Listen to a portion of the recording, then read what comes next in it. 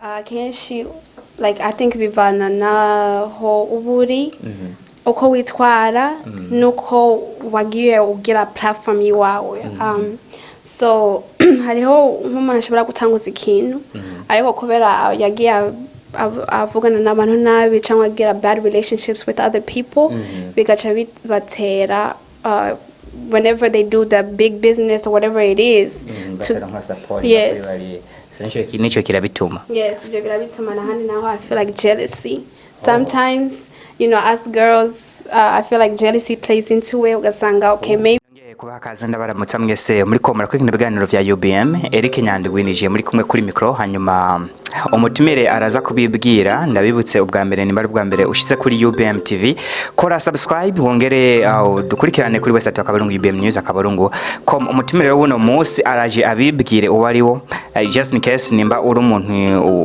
utumva Kirundi uno arakizi ariko ntakizi cyane ivyo taza kubaza arabivuga mu cyongereza so muze kumwihanganira kuko I think no mwana no akuriye hano so right sengena muhekaze ndakora mukije hi urashobora kubwira abantu ariko atwumvira izina ryawe uburiwo bakakumenya nitwa Alice Byukusenge Alice wavukiye hano muri Amerika oya navukiye muri Rukore muri Tanzania okay so ariko wakuriye hano yes bashana mfise imyaka ingahe nashitse ngaha mfise imyaka 6 ngira nk'izindwi bitandatu hanyuma ikirundi kabukizi kandi hari abana bakurira ngaha ikirundi bagaca bacibagira we vyagenze gutegira kwanza ugume bukirundi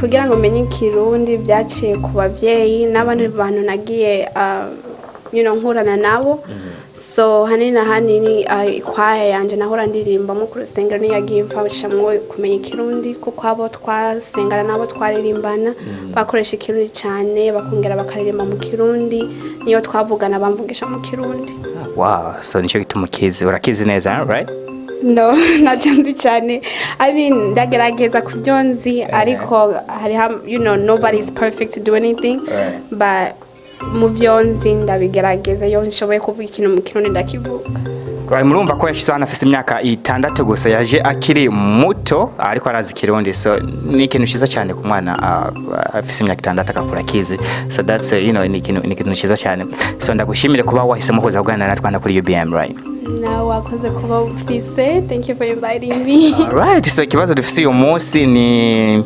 kijanye twifuza kubaza abakobwa baratanguza ibintu vyabo business bagakora ibintu ariko ugasanga ko muri abantu benshi ntibashigikira nk'abakobwa usanga ntibabishigikira we ku ruhande rwawe wibaza biva kuki kuko abakobwa usanga bataronka abantu babashigikira bamwe ugasanga bariko barabapuringa down ntibabafasha wibaza biterwa n'ikani bivanye nuko Jen ndavyumvamwo uko nobibona kenshi like I think bivana naho uburi uko witwara nuko wagiye ugira platform yiwawe so hariho nk'umuntu ashobora gutanguza ikintu ariko kubera yagiye avugana n'abantu nabi cyangwa agira bad relationships with other people bigaca batera whenever they do the big business or whatever it is yes nicho kirabituma yes ibyo birabituma nahandi naho I feel like jealousy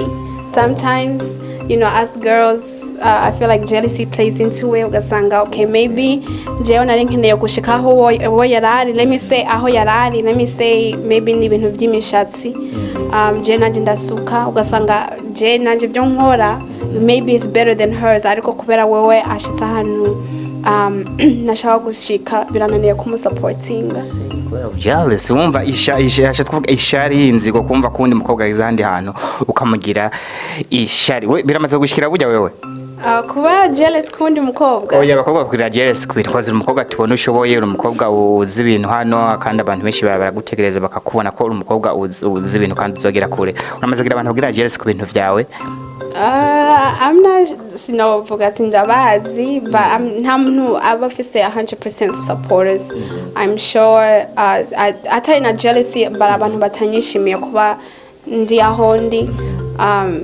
like I said nta muntu ngaha kwisa azogira umuntu am supporting 100% so yeah by the way be so sad kubera ko umuntu wira jealous undi muntu ibaze nk'ubu wibereye kwishuri undi ntari kwishura kugira jealous kubera kwishuri none ni ibintu bitumvikana. Yeah, kuba abantu baba bafise ubuzima butandukanye, bafise umuntu wari nta bantu babiri bafise ubuzima bumeze kimwe. So je nimba ndi kwishure undi nawe akaba ari muhira, turafise different reasons, turafise impamvu zitandukanye kuba turiko turakora ibintu bitandukanye. Birashoboka kuba ko jewe mba narakoze ibindi bintu binshaka hano kwishure, and just because ujya wundi ari muhira ntago bisikura ko atari karakora ibintu bimugiriye akamaro, you know. It can mean that, like we said, business hariho ibintu byoba byamufatireho cyangwa igihe ciwe ntago kirashika. Alright, so ndibagiye wowe uri umunyeshuri, right? Yes. Uri muri high school, muri college, university cyangwa ndikona mpava ndabivuga nabi reka byivugire sina pulling it down kandi ageze ahandi hantu. No, niga kuri university. So nko mubyumvise umwana aciye ubwenge ari ku university, nibo Burundi bw'ejo, nibo bana bariko baradutegura ibintu niho bazoba aba minister b'u Burundi. Ntituzi ivyo yigira, ariko nitwabona umwataye mubaza urafise imigambi yo kugenda mu bihugu vyo muri Afrika ugatanguza nka business zifasha abandi bakobwa, abandi bagore bakigeza ahandi hantu, kuko benshi bari hari usanga bari mu bukene babura abantu babashikira mu bintu vyabo. Hari nka plan offices zo gutwara mu bindi bihugu ida mu Burundi canke ahandi hantu ho muri Afrika vyofasha abandi bakobwa babo. Jay, imipango yanje mfise si yo gutanguza business, but ndiko ndiruka mu bintu bya charity. So nk'amashirahamwe yo gusubiza muri community y'abakobwa y'abarundi, especially refugees. One thing that I'm advocating for is education for girls, ukwiga kw'abakobwa. So after I finish school, mu bintu nshaka kugira is to partner up with other organizations byamaze gukora ibyo nshaka gukora, and see if there's something that we can come up with. I haven't figured out how I'm gonna do it, but that's the ultimate. I believe you can do it. I believe you can do it. If you have a passion to do something, I'm sure you can do that. Thank you. So yeah, that's one of the goals. And sino mu Burundi gusa, but my major, we were talking about school. My major is international relations, and I am minoring in political science and Arabic. So one of the things that I want to do is take my advocacy and go to the Middle East. I want to work in the Middle East. Alright, nkuko mumumba rero, so imigambi yiwe azoyitwara hariya mu bihugu vyo bitandukanye vyo muri Afrika. So I believe ko hari ikintu azohindura muri community y'abarundi, especially abana baha barakura bakiga, ariko ugasanga ivyo bakora ntibashaka kubitwara hariya kugira ngo bifashe abantu. So ni ikintu ciza cyane, ni umugambi mwiza. So rero sinzi ko ufise n'ikindi uri kurategurira kanje nico cyofasha abandi bana, you know, hari nk'abakobwa batanguza imigambi yo gufasha abana mu ibarabara, kuba helping out kugira nte. So hari umunsi urimvira gufasha gukura abana bari nko mu ibarabara ukabageza ku yindi level somehow. Oh yes, that's one of the main things. Mu bintu binini nkunda kuyumviraho is ni gute, especially bajya bakobwa bataba bafise let me say support, changwe the financial means to go do what they are supposed to do. One thing that I do want to do is work with those people. I'm currently right now, I cannot talk about the organization that I'm with, but it's going to be focusing on that. And so we're hoping by next year to kind of launch our campaign in Burundi and start working on that. That's very good, guys. Guys, koma byumvise ariko arategura ibintu byiza cyane bizofasha ugwaruka abana bo mwibarabara bakaja nk'abari mwibarabara bakaja mu mashuri, n'abana usanga babakobwa kubera ko batari ku ishuri, badafise educated muri mind, badafise education y'ibintu, ugasanga babateye n'inda zo muhira, ugasanga n'imigambi yo kuja mu ishuri baciye hari wowe uramaze kubona abakobwa babatinda bakiri wabo ntibaje no ku ishuri ugahita bipfa. Wibaza ko biterwa n'ikahanini n'abahungu babituma, n'abakobwa bakuba bati protecting ubwabo kugira ngo ibyo bintu bibagire kugira babananyishure. What do you think about that?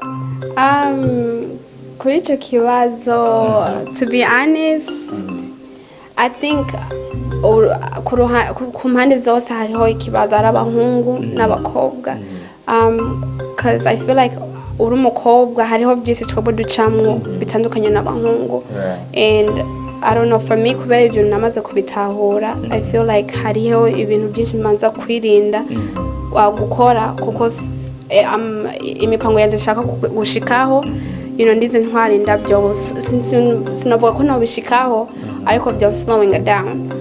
So kugira ngo umukobwa twarinda birashobora gushika ku muntu wari we wese, sinavuga si just n'ibyo nshikira, byose birashobora gushikira ku muntu, doesn't matter who. I just think you know, if you decide to do the action, whatever it is that you're trying to do, you know you have to be willing to accept the consequences. Right. So advice woha nkuko witwaye wewe abakobwa ninga bari kwakuraba benshi bashobora kuvuga ati da umukobwa ndamubona nko nk'icitekerezo umuntu ndabiraho, you know, nk'umumoro wawe role model bakurabiraho, advice wobaha uvuga ati bakobwa mumere kuno kuwobaha wewe ni yahubona. Advice. Nk'ikintu no babwira, like some stuff that I have been told by women, abagore nanje nkunda cyangwa banyereka ukungene ubuzima nkeneye kwitwara mu buzima, bama bambwiye ati choose yourself over and over. At the end of the day, like put yourself first, because you know at the end of the day ni wewe wenyine. So you know ugenda ku mugabo twara inda whatever, ugenda ku ishure, at the end of the day you know ni wewe wimenya, like so your happiness comes first. So if it's a goal, whatever you want to do in life, you know, set that goal, uvuga ati ibi before I go anywhere. Wiruka mu bindi. So bakobwa murumva ko ari umukobwa aciye ubwenge kandi azi ibintu. Cyo gituma twamutumiye hano, tumira abantu bashoboye kandi abakobwa bazi ibintu n'ibindi. Hari nk'icyo wifuza gushikiza abarundi baba hano muri Leta Zunze Amerika, abakobwa baha canke n'abahungu muri rusangi, ko muri abahungu nabo bari kwadukirana ni benshi, ushobora kubabwira batazi kuri wewe kumbure bashobora kugira ane kukumenyera? Batazi kuri jewe, I don't know.